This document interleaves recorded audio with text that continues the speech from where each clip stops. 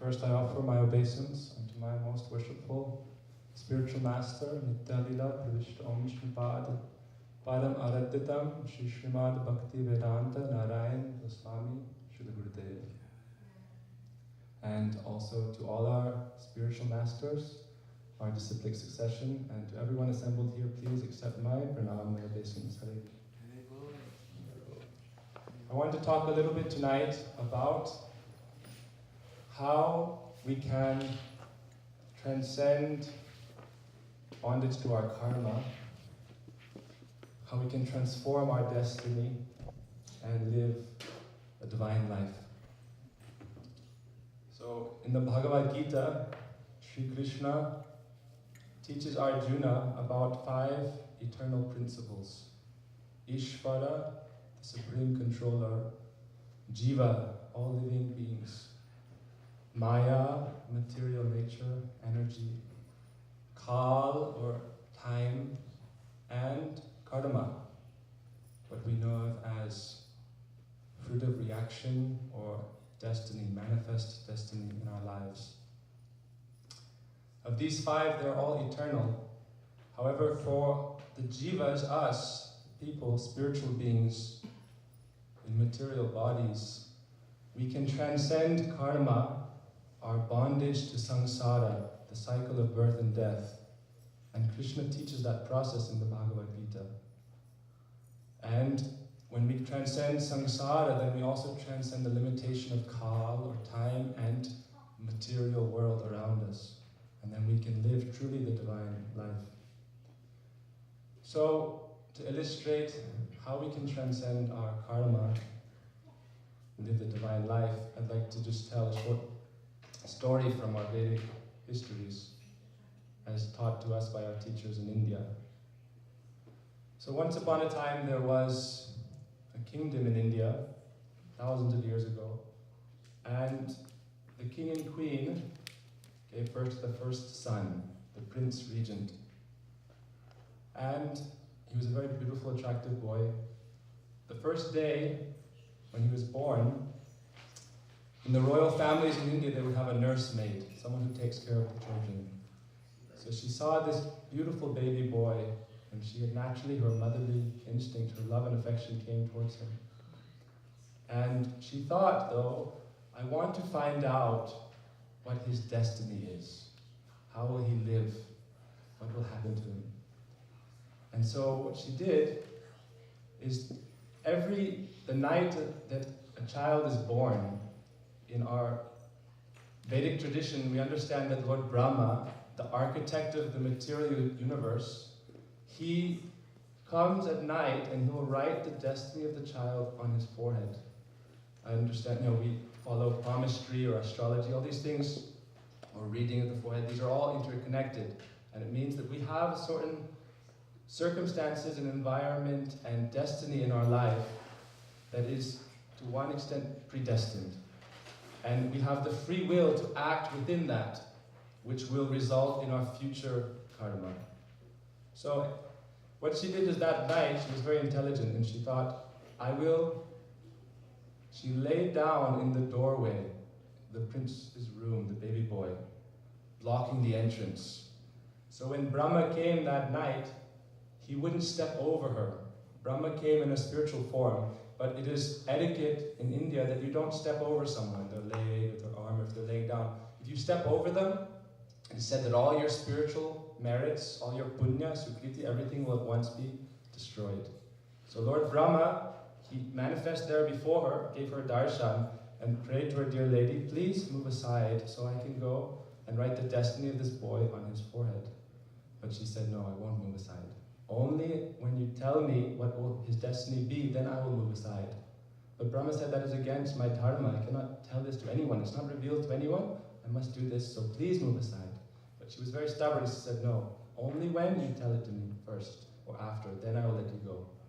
So finally he said, okay, but on one condition. I will tell you, but if you ever tell anyone else, as soon as you tell them that, you will immediately die. So she let him pass. He wrote on the boy's forehead, and as he was leaving, he told her, this boy will be very strong, handsome, loved by all the people. However, when he is 16, at his 16th birthday, he will be struck dead by a bolt of lightning. And all the kingdom will be cast into despair. The king and queen will quickly age and pass away also. The whole kingdom will be devastated by this loss of the prince regent. And saying this, Lord Brahma went on his way. So years passed, and she cared for this boy with so much love and affection. When he was about 13 or 14, she developed so much attraction and affection for him. She was always caring for him like a mother. And so he had more love for her even than his own mother, the queen. Excuse me. So, however, when he was getting older, 13, 14, 15, whenever she would see him and serve him and be with him, she would start crying, thinking, oh, this beautiful, beautiful boy, the prince, he will die and everyone will be devastated. What will happen? And he began to ask her, why are you crying all the time? Normally we've been so happy just together, but now you're always crying and looking at me. Please tell me what's wrong. But she wouldn't say. And so this went on for many months. And finally the boy, the prince, he couldn't bear it any longer. And he told her, you must tell me. Please, you have to tell me why you're always crying around me. And she just couldn't do it. Weeping and weeping, she said, no, I cannot tell you. I can't tell you. So he went to his parents, the king and queen, and told her, my nursemaid, she's being very stubborn, and every time she's seeing me, she's crying, and it's disturbing me. So please tell her, she has to tell me why she's crying. So the king and the queen came, and they told the nursemaid, you have to tell. She said, I cannot. She said, finally, if I tell, then I will die immediately. And they thought, how is that possible? They said, you must tell. And she resisted so much that they finally said, look, you say that if you tell us, then you will die. But if you don't tell us, we'll punish you with death. So you have to tell. Whether or not they would do it, they were just trying to get her to say it. But they didn't think she would actually die. But she said, okay, I'll say, but only to the prince. I won't tell you and the queen. If he wants later, he can tell you. So she went into the boy's room alone, and she embraced him, and with tears and tears in her eyes, she began weeping and said, she told the story of how she had laid in the doorway, and Brahma had come, and she had told him, I want to know his destiny. And then she told him, look, he asked, well, what was my destiny? Because he said, if you tell what I told you, then you'll die. So she told everything up to that point. And he said, well, what was it? She said, do you really want to know? Do you really want to know what will happen? How? Because people want to know, when will I die? Or what will happen in my life? Everyone wants to know this. So he was very curious. He said, look, if I tell you, I'll die also. He said, no, tell me anyway. So she said, when you are 16, he was now like 14, 15 years old. At the time of your 16th birthday, you'll be struck dead by a bolt of lightning. And she died. So you can imagine, the prince became very sad because he had so much love for her, and also very scared because he could see the power of her words. She said it and she died, so it must be true. So they arranged for the funeral of the nursemaid, and the king and queen asked him again and again, well, what did she say? What did she say? And he said, I won't tell you. I won't tell you, because he thought they would be so sad. So then, time went by, 15, many months went by, and it was approaching his 16th birthday. And he externally showed everything to be okay, but they could also tell he was somewhat melancholy. Now, hiddenly, he began to inquire from different ministers and different friends, what can someone do if their life is in grave peril? If some tragedy will happen, what can they do to be saved? Is there anything they can do? So he heard from one of his ministers that in the forest, some miles away from the capital, there was one very powerful guru, sage. Guru is one who has very great spiritual power. Guru is one, on the highest sense, there are many types of teachers in this world, but a real guru is Sadguru, means he is transcendentally situated.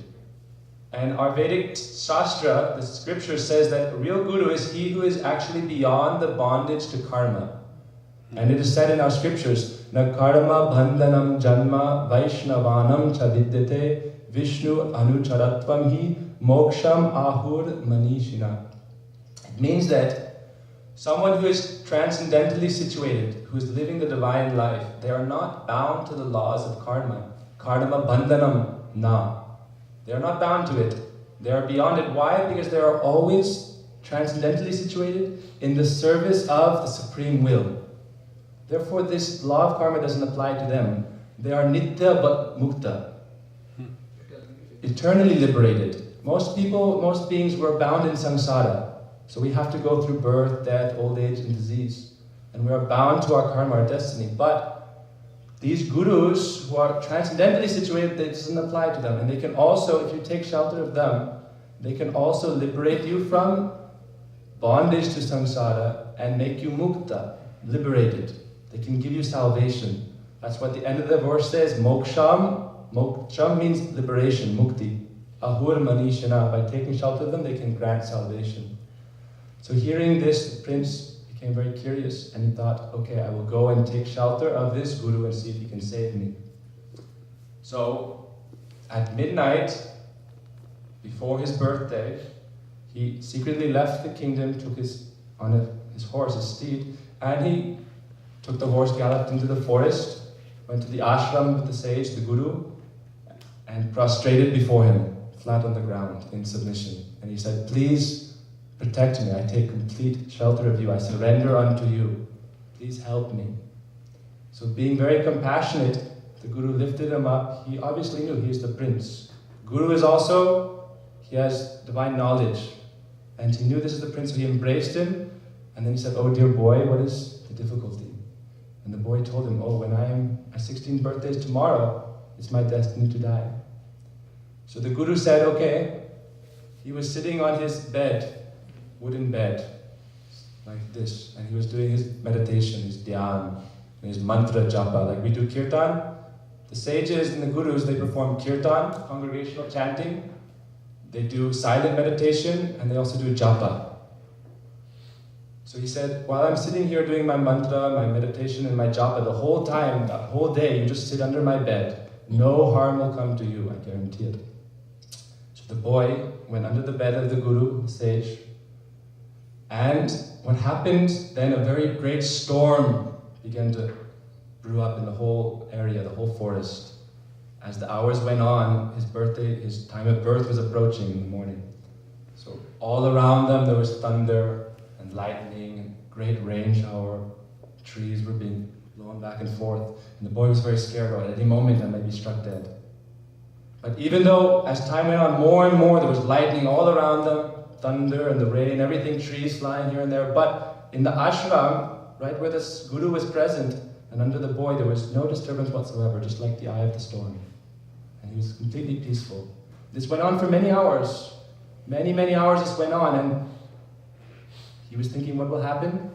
So finally what happened is that Lord Indra, who is the king of heaven, and the wielder of the thunderbolt.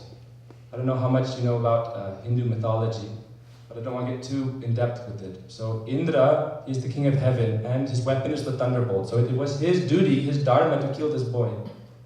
So he at that time appeared in his form before the guru, and humbly offered his respect and said, now it is my duty to kill this prince. He has to die when he's 16. It is his karma. But the guru said, no, I will not allow you to even harm one finger of this boy. I will not allow you to cause him any pain. Indra again and again pleaded, please, I must perform my dharma. But the sage said, no, it is not possible. So finally Indra went to Lord Brahma, who is the architect of the material universe, and he submitted his case. And then Brahma, who had written the destiny of the boy when he was an infant, he also came with Indra to that ashram. And they both said to the sage, look, it is his destiny to die at this time. He will get another body and he'll be able to move on his journey. But right now it's his destiny to die. But the sage said, I will not let you harm him, whatever may come. So finally they didn't know what they could do, because they could not, this guru is even more powerful than them. Guru is such that if he is really liberated, guru, sometimes there's personalities who come on this planet who are extremely special, not ordinary gurus. Like, there's so many prophets throughout history, so many great teachers throughout history, like we see here. They're very powerful. Even the devas, the demigods, will not be able to break their command. It is said in the Sastra, Srimad Bhagavatam, that all the devas, all the demigods, and all the power of God is present within Guru. Acharya mang vijaniyam navamanyeta kadhichit namartha buddha suyeta sarva deva maya Guru. All devas, all the demigods, and all spiritual power is within Guru. Whatever Guru commands, even God will follow. Such is his power. So Lord Brahma and Indra pleaded. They said, please, at least let us take the finger of the boy. No.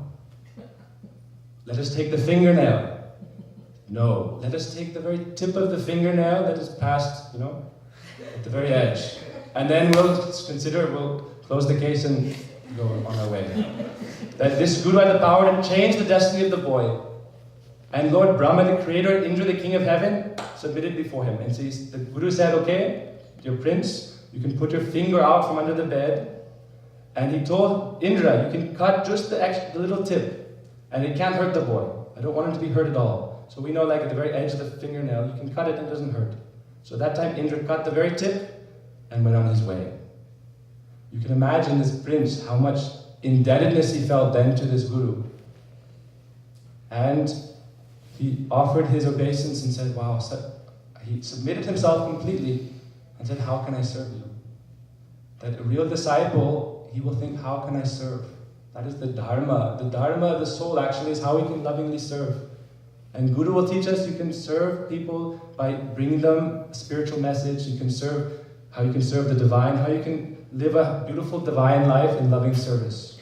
That is actually what we're meant to do. That is our Dharma. How we can spread love and service in this world. So the boy, he took shelter of the Guru and asked him, what should I do now? How can I serve you? And the Guru said, you should go back to your home and there you should live your life properly. You should respect your elders, respect your parents. You should follow your duty as the prince and you'll become king and you will take care of the whole kingdom. But don't live life just engaged in materialistic activities. You must add the special ingredient in your life which will make your life magical or divine. And what is that? We're all going through our daily activities. We have to work hard so we can eat and maintain our life. There's so many things we have to do. That is our dharma in this life, in this corporal existence, in this as we are in our material bodies. We have to do something. But the Guru said you have to add something, some special ingredient which will make your life magical. So he said, what is that? He said, you should remember the Supreme Personality. Like we have Sri Hanuman here, we have Sri Ganesh here. The divine manifests in so many forms. And by remembering them and chanting their names, performing their kirtan, sometime in every day, in the morning, in the evening, whatever time you have, he said you should chant and meditate and remember the divine and pray to it and always try to live a life of service.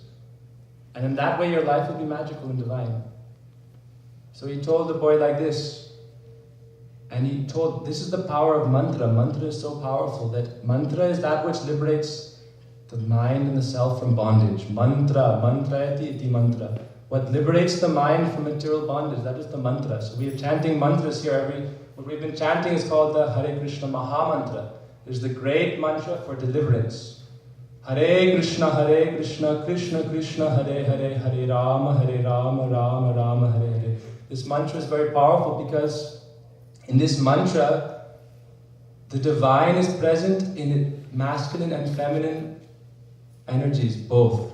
Sri Radha and Sri Krishna, as we understand, they are, as our Guru Bhakti Siddhanta Saraswati Prabhupada says, they are both the divine moieties.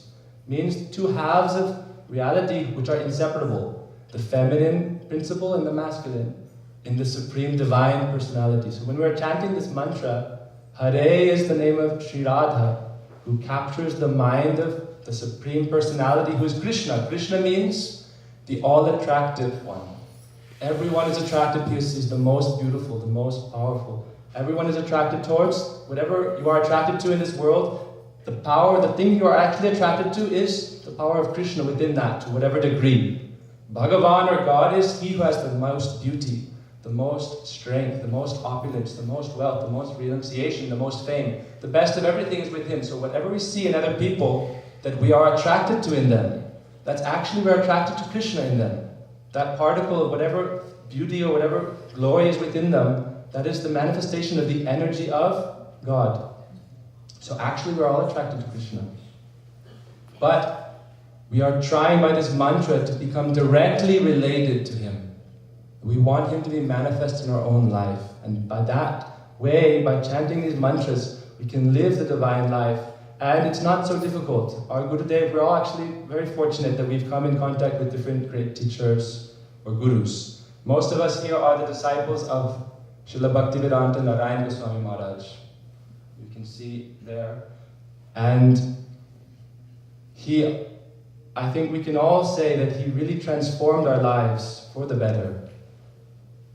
I myself feel so fortunate that it's only by his desire and his grace that I can try somewhat to live a spiritual life of service and of sharing and of love, and try to give some contribution that is beneficial to people, and also that I can help grow spiritually myself, because without actually growing spiritually ourselves, we can't help others.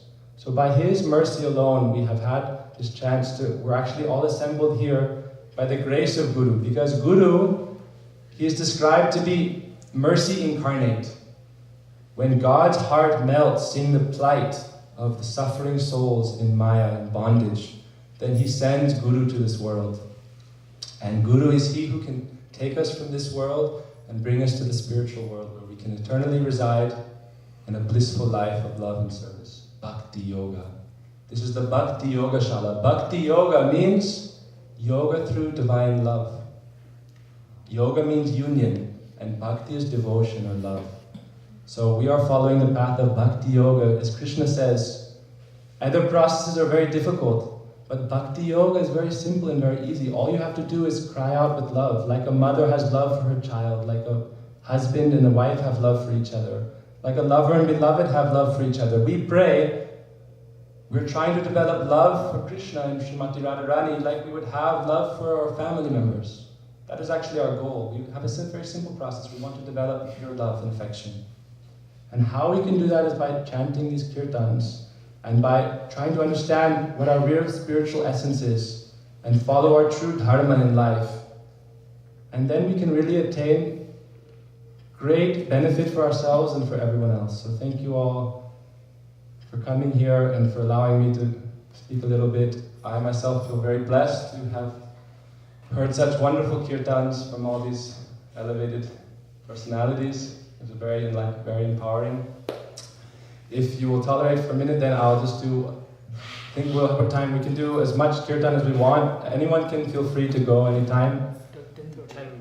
10:18. So I was going to do one of these Mahamantra kirtans, like we heard, this mantra. We chant and repeat. One person chants and we repeat. But yeah, any questions? You may want to mention that you have Prabhuji's book with you for people that maybe they're going to be before they leave, if you have. I actually spent 5 years working on the biography of our Gurudev, from the lectures of his very dear servant, and from his own writings, from his own articles. So that is here available. If anyone likes, they can take for any donation.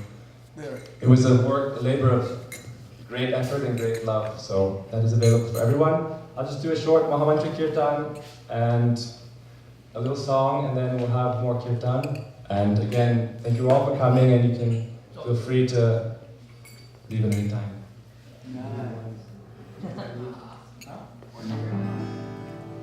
I've actually never performed a Kirtan with the guitar in public, so I lived in India for 11 years.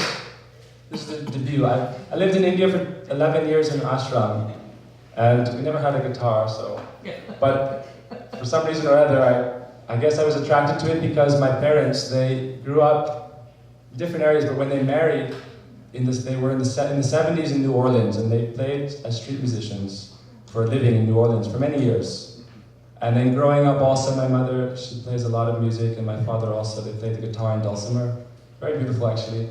And I guess, so I had that kind of in my blood. And even though I didn't have one, I would sometimes write songs, but not have an instrument. So recently I went to Australia for a visa, and I got a guitar there, and I just started playing a few months ago. I played a little bit before I went to India, but I was young and I didn't practice so much. I didn't think I would be doing it, but for some reason or other, I picked it up. And so please, anyhow, tolerate. I'll do my best. Just gonna do a Maha Mantra. It's a bit of my own melody, so people probably don't know it, but you can do your best. I'll do that afterwards. Let me do a Maha Mantra, and then I'll do one little song I wrote recently. Can you start the song first? A Maha Mantra.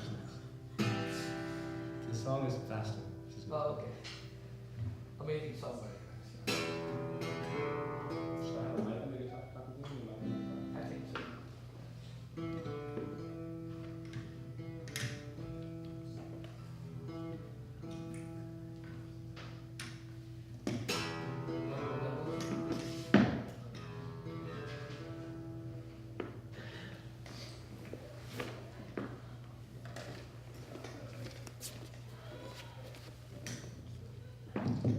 Sorry for the impromptu event. It was actually, we're leaving soon, me and my friend. We just came actually from India just to get our new visas to go back.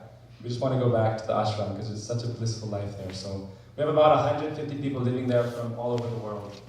So it's a very special, and actually most of the day is just engaged in satsang, meaning kirtan and harikatha and serving. Every day we serve about 300 people prasadam, like free lunch, free dinner, free breakfast.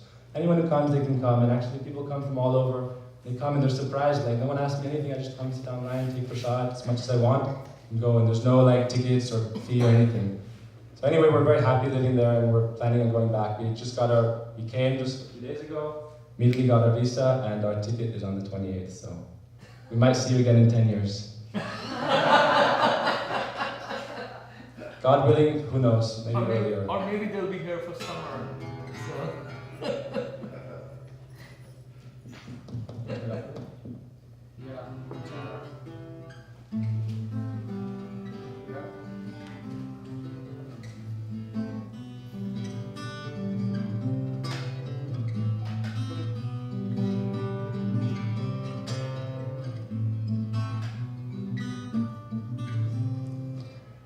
Hare Krishna, Hare Krishna, Krishna Krishna, Hare Hare, Hare Rama, Hare Rama, Rama Rama, Hare Hare, Hare Krishna, Hare Krishna, Krishna Krishna, Hare Hare.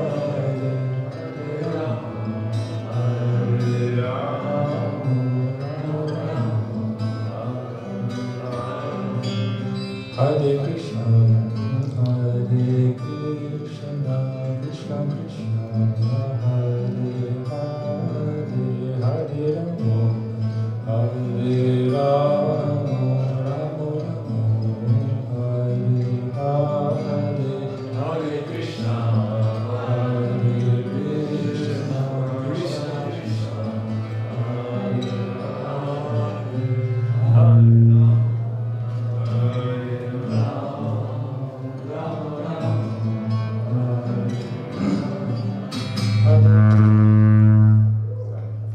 Hare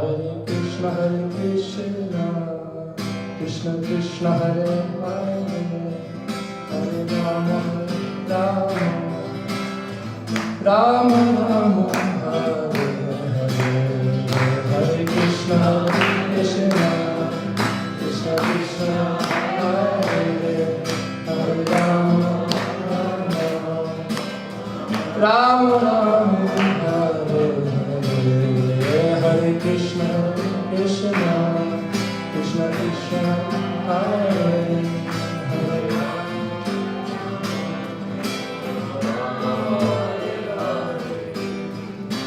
Hare Krishna, Hare Krishna, Krishna Krishna Hare Hare.